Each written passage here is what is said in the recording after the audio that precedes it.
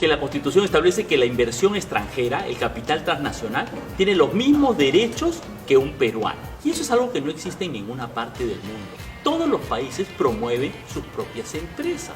¿Cómo puede ser que si viene un chileno, un chino, un norteamericano, tengan los mismos derechos que un peruano en términos económicos? Les aseguro que ni en China, ni en Estados Unidos, ni en Chile sucede así. Vayan a ver cómo tratan a los peruanos en esos tres países, a ver si allá los peruanos tienen los mismos derechos que los nacionales de sus países. No es así. Un segundo elemento, la Constitución establece que hay unos contratos ley, de tal manera que una vez que el Estado contrató, por ejemplo, con Odebrecht para el gasoducto, ya no puede cambiar el contrato.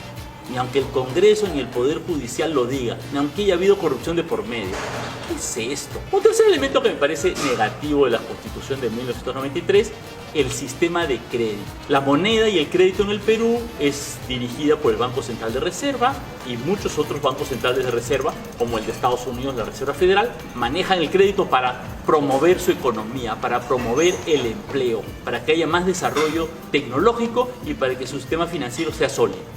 Pero la Constitución de 93 dice que nuestro sistema monetario, manejado por el Banco Central de Reserva, solo se preocupa por mantener la inflación controlada. Es un error que hace que no se esté promoviendo la agricultura como debiera ser. Un cuarto tema es lo que se llama la subsidiariedad del Estado. Quiere decir que el Estado debe ser subsidiario, es decir, que el privado siempre va primero, que la empresa privada siempre es mejor que la empresa pública y que el Estado siempre está atrás de, beneficiando pero nunca poniendo por delante los intereses del país y la actividad del Estado. Ahora, para ser justos, yo quiero señalar también que hay un par de elementos de la Constitución que me parecen importantes, aunque no se aplican. El primero es que la Constitución dice que la actividad agraria debe ser priorizada. Y todos sabemos que cuando estamos hablando de la agricultura familiar, del campesino de Huancavelica o del pequeño productor de un valle de la costa, no hay ninguna priorización real, ¿me explico? No hay una promoción real de eso. Ese artículo de la Constitución es letra muerta, salvo para los grandes empresarios o exportadores que tienen harto billete, por supuesto. Otro artículo de la Constitución que es interesante es el que dice que los recursos naturales, como los minerales, el petróleo y el gas, le pertenecen a la nación y que el Estado es soberano en decidir cómo se manejan. Y eso es en realidad una gran mentira. Cuando se trata del gas, las empresas que lo explotan lo exportan y no lo destinan al Perú porque tienen un contrato ley que lo favorece. Ahora, hay que aclarar esto, que la Constitución tiene una serie de elementos negativos y otros que no se cumplen. No quiere decir que no haya un montón de políticas negativas que se han hecho más allá de la Constitución y cosas pendientes que podrían hacerse aún con esta Constitución. Por ejemplo, todas estas transnacionales tramposas como Odebrecht pueden ir a un tribunal internacional a reclamarle al Estado peruano. ¿Eso está establecido en la Constitución que tiene que ser así? No. ¿Podríamos eliminar eso? Sí, la Constitución no lo prohíbe. O, por ejemplo, los derechos laborales.